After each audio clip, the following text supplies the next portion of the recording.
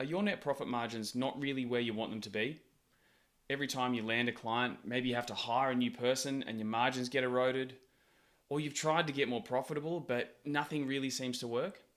Well, you're in luck. This video is for you. Today, we're going to talk about improving your existing clients' profitability. We're going to audit your client list and work out if you're leaving any money on the table with your existing portfolio before we add any more revenue. The challenge that I see is that founders have a more mindset. They think that more revenue will solve all of their problems, but in fact, it often just creates a bigger problem. I would advise you to look internally first, have a look at your existing business model, how you're delivering for your clients before you start to just add more revenue, because you could be scaling a broken business model. I want you to think about your existing client list as a stock portfolio. You want a balanced portfolio, not overweight in any areas, and definitely not with underperformers on it. So the first step to solve your profitability problems is to analyze how you got into this situation. So go back and cast your mind of perhaps a client you let in the door that wasn't the right fit, but you needed the money, or maybe you discounted where you shouldn't have. Analyze the processes behind it to make sure that you're aware of maybe any gaps or any blind spots that we need to improve to avoid taking on unprofitable clients in the future. Then we need to find some solutions and make sure that we can fix the existing clients.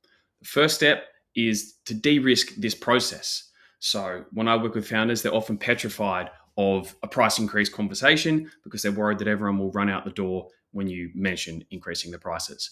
So some of these fixes you should test and learn from. Don't do them to your entire client list at once. I would suggest maybe targeting the worst 20% of your existing client list, because they're the most critical ones where money is walking out the door. Let's fix those first, and you can take any lessons from those and work your way up the list in order of priority to your more profitable clients as well. The second tip I'll give you is to be honest. Be real. Explain that it's not a sustainable business model. Your business is not going to be around if you're constantly making a loss serving theirs. And hopefully, as a founder, they will understand that as well, that everyone needs to make a profit to survive. And potentially, you could bring them on the journey, help them find a solution and kind of uncover what is the most valuable parts of the engagement that you keep. Maybe there's some things that you can cut out in terms of time that they're not really getting a huge amount of value from. So this could be a really good feedback session for you. Number 3, simple but also complex. Raise your prices. So maybe give some warning for people when this price increase is going to come in, and how you communicate is key. Often giving reasons why, or giving the structural reasons why. For example, team costs have gone up, other reasons that might be relevant. If you give them more data, they're more likely to be understanding. And realistically, if those bottom 20% on your client list don't understand that you need to make a profit, then they're not the right client fit. And you need to be okay with some of them, the worst performers, walking out the door. Another option is to rescope the existing engagement. So perhaps you can change your product offering to give them more value and justify that increase in price. A little tip for people I've seen work really well with some clients is they give them 2 new comparatives to choose from that don't correlate to the old offering that they were getting. So it makes it very hard for the person to come back to you with, this is what I used to get, this was the price, I don't see the additional value, and they can't really haggle over that difference. It's a complete rescope, and they have 2 brand new options to choose from, both of which are more profitable for you. Another one, a classic, is a cross-sell or an upsell. Anyone in sales will know this. So the cross-sell is fairly simple. You have an unprofitable product offering.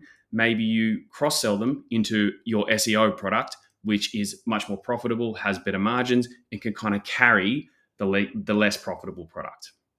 The upsell is just to try and get them to be on a higher tiered offering of the existing product. All of these comes down to how can you position the client's mind to understand that they're getting more value and they'll get a better outcome from this change. What's in it for them?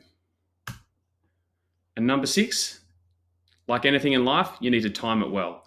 So ideally, you bring this up after hitting a significant win or celebrating something together. And this might actually involve you improving your delivery for a few months, fixing your internal processes to make sure that you're delivering on your promises in order to justify it.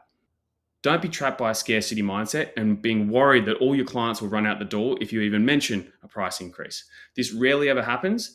And with only targeting your least profitable clients to begin, even if some of them leave, it's actually a blessing in disguise. Having some cash reserves before you make this scary decision can really help you with that peace of mind. So building some working capital in your business will give you some sleep at night kind of money. And even if a couple leave, sometimes you need to go backwards in order to go forwards. So make sure that you take calculated risks, but I think getting more profitable clients on your client list or improving your stock portfolio with blue chip clients is always going to be a good long-term play. Best of luck. If you'd like to get in touch, visit trimline.co and you can find a variety of ways where we could work together. Cheers.